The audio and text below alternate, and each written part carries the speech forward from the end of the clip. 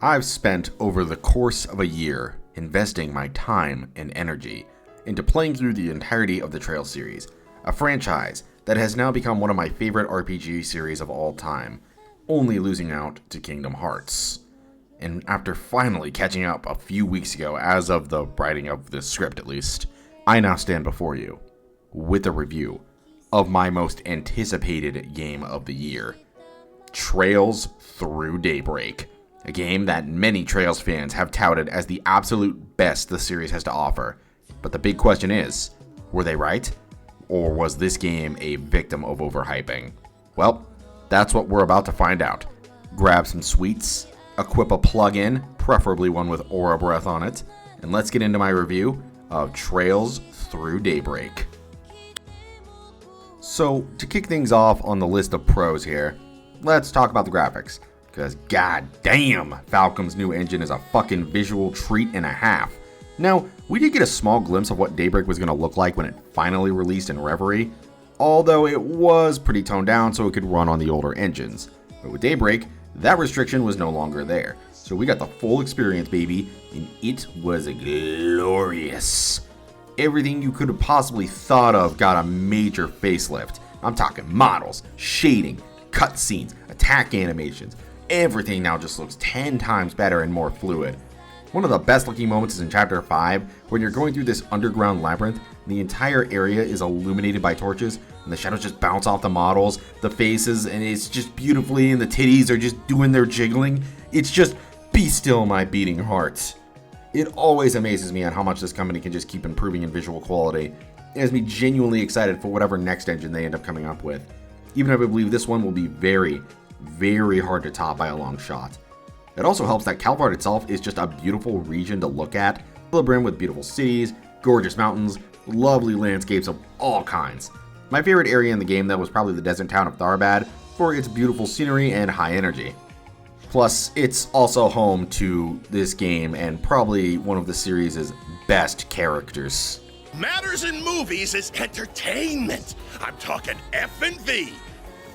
And violence, baby! Of course, it wasn't just the visuals that ended up getting an overhaul here, as combat got quite a hefty amount of changes as well.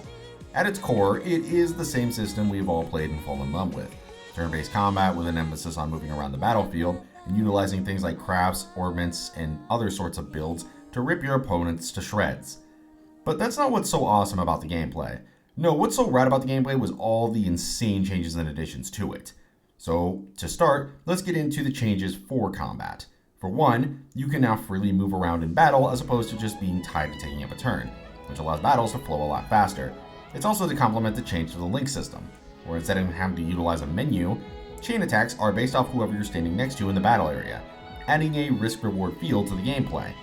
Plus, it was probably for the best that they got rid of this and had changed it to what it is, as by the time CS4 was rolling around, there were already multiple different ways to both dodge or just straight up reflect dangerous attacks, so making movement free was a smart choice. It also ties into another new inclusion of attack positioning bonuses. Certain crafts now come with the option to deal more damage if you are positioned at either the side or behind an enemy. It's a great addition, as this not only adds more to combat, but gives the freedom of movement more of a justification to exist. But it also encourages you to actually partake in the new movement system more. Plus, it reminds me a lot of Xenoblade, and I love Xenoblade, so, a little bit of bias there, just admitting that. Adding on to this, though, was the change to the orbment system, as now you can not only equip much more orbments, now you had to contend with the shard system, where certain orbment combinations led to characters getting stat boosts to help them in battle.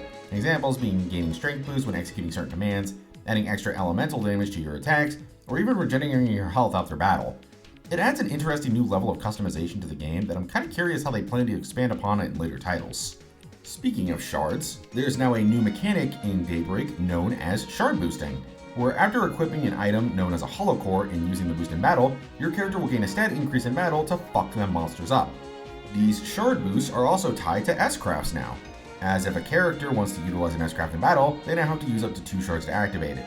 It's an interesting new limit that I'm guessing was made due to the fact that now S-crafts only cost 100 CP, so it's meant to be there as sort of a pseudo-limiter to keep it from dropping up to 8 S-crafts right off the start of battle. This is an addition that I personally think is kind of hit or miss, but I'll get into why more once we get into the cons.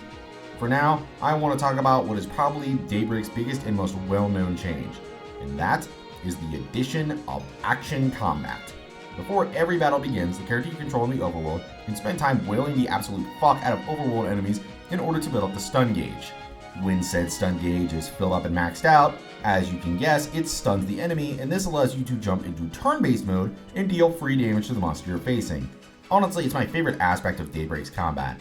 Not only does this severely help cut down on grinding and normal-ass mob enemies, but it lets you absolutely erase them with no problem whatsoever, but the pure seamless flow of transitioning from overworld action to in-game turn-based is so good. It got me genuinely excited to see what else this arc is going to bring to the table gameplay-wise. And honestly, that's pretty much it. Am I forgetting something? Oh yeah, the Grendel! How can I not mention that? Silly me. Silly Crimson. Yeah, so Calvard doesn't exactly have access to giant robot battles yet.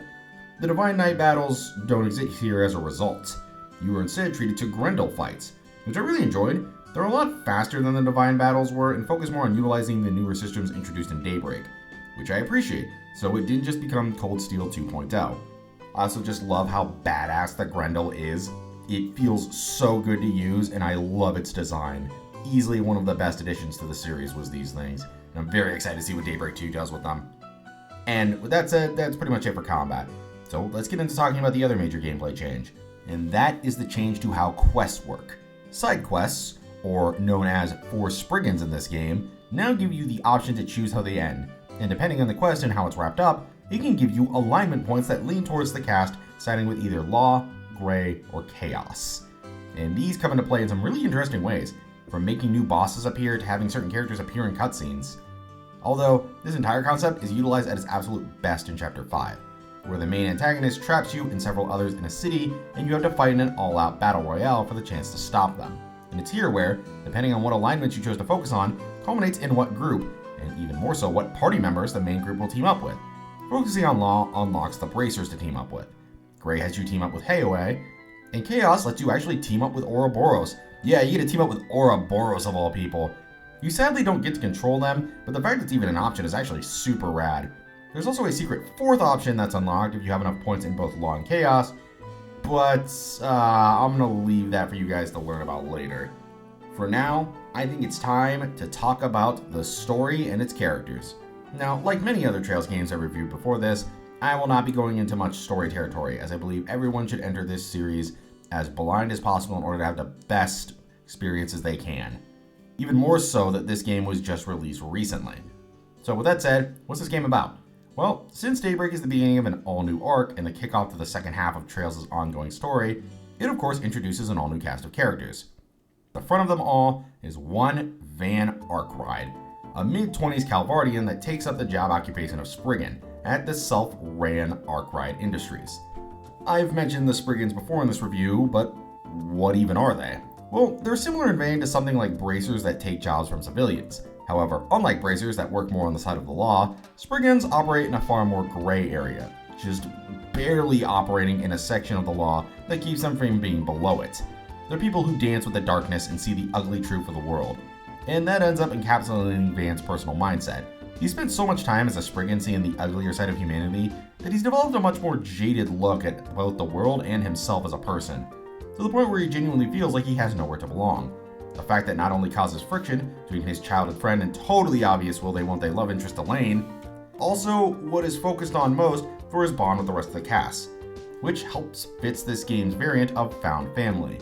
See, unlike something like the SSS, where they each face trauma and learn to overcome it through the bonds they forge with each other, Arkwright Solutions is more about a group of lovable misfits that don't really fit in with society, and we're able to find genuine companionship in one another, whether Van wants to admit that or not. In fact, I'd even argue the characters and their interactions with Van are one of the game's best aspects, as they, along with his rampant love of things like sweets, baths, and of course cars, keep him out of annoying edgy loner territory, and makes watching whatever argument or conversation that is happening on the screen continuously entertaining. Whether it be arguing with Aaron about his age, teaching Fairy about the outside world, teasing the newest girl failure Judith about how much of a dweeb she is, or putting up with Shizuna as basically a pseudo babysitter, it's all so endlessly entertaining. But how does he come across all these goobers anyways? Well, it all begins when a high schooler by the name of Agnes comes to Van with the job of looking for items known as Genesis, pieces of machinery that resemble the original bracer ornaments. And from there, it ends up starting a journey to find them that not only gets more and more exciting, but also more and more dangerous, as they must also deal with the villain group Almada, a mafia organization that was actually mentioned in Reverie during Elaine's story. That, unlike people like the Ironbloods who were written to be a bit more on the sympathetic side, Almada is a group of bloodthirsty, heartless assholes who take immense joy in the destruction they cause, which I absolutely adore. I loved Osborn, don't get me wrong. He's still to this day one of the best antagonists I've seen from just an RPG period. But at the same time, I'm genuinely happy they didn't just try to straight up replicate him with Almada, as it's great to just have this insanely punchable set of villains every once in a while. And I genuinely mean that when I say they are hateable beyond belief. I mean, how could you not hate them when they literally pull shit like this?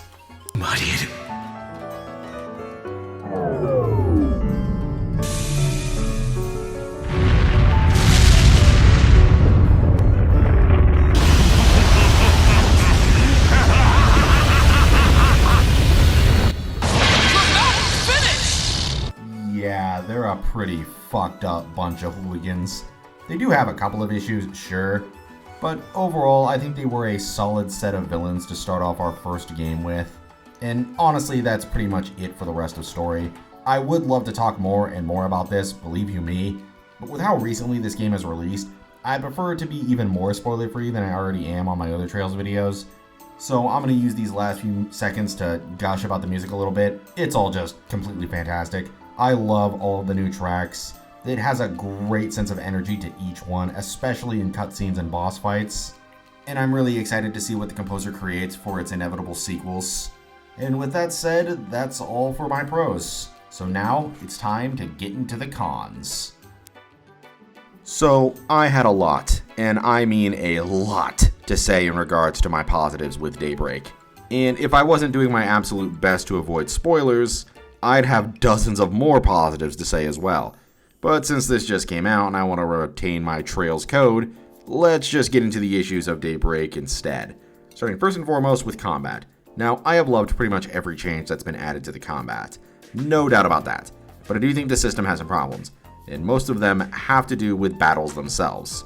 For one, healing is much more of a hassle in comparison to older titles. Unlike several older titles where it was just a simple toggle option, Daybreak has this weird mechanic where you have to angle your characters in order to heal them. And I'm gonna be real, it's super annoying. I was gonna say real annoying, but I think super annoying fits better.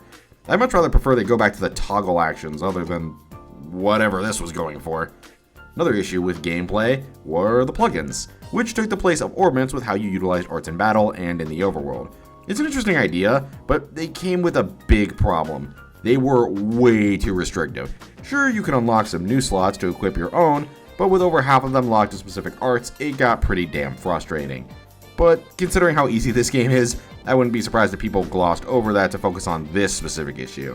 Yeah, sadly, despite Daybreak making some massive changes to the overall battle system, it still suffers from being way too easy to exploit and rip everything apart.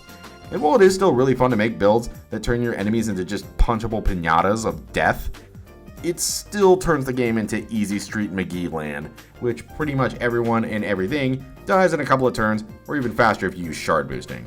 If I could compare it to anything, I'd say it runs into the same kind of issues Cold Steel 3 ended up having, where yes, there's a lot of really cool and interesting new mechanics that were added that ended up pushing the gameplay to new heights and made it a lot more entertaining to play, but it comes with the immense downside of basically slaughtering everything within a couple of turns. Which does kind of suck, as while I do love the gameplay of Trails immensely, and do have fun making these broken builds through shard and accessory combinations, I do think it was a missed opportunity to finally rectify one of Trails' more growing issues that fans have had. Other than that, that's pretty much it in terms of gameplay. Well, except for one other issue. There was surprisingly a lack of side content in this game. You know how Trails games will have stuff like fishing, or Blade, or Pom Pom Party? Yeah, that just nothing here. There was nothing here to do. And while that isn't as big a problem as other aspects were, it's still a massive missed opportunity to not take advantage of certain parts of this game. Like, imagine if you could participate in races and tune up Van's car for them. Or you could take part in the underground tournaments for mirror or special rare items. They have a fucking Coliseum-like thing in one of the areas, but they just don't take advantage of it. And it was really a bizarre decision. Other than that, that's all the issues I have in terms of gameplay. So now, let's get into my disappointments in the character department. Now, for the good guy side, I don't really have a whole lot to complain about. Furry was a little on the not that interesting department, but other than that, pretty much every new cast member was pretty much from great at the least to absolutely phenomenal and fantastic at their best.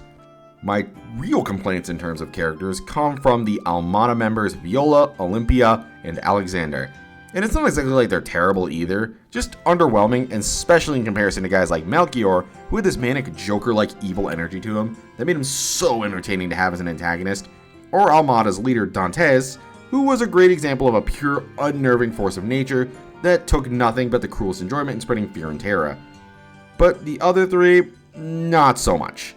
They try to give them some tragic backstories to try to make them more sympathetic, and outside of Alexander and kind of Olympia, it doesn't really work.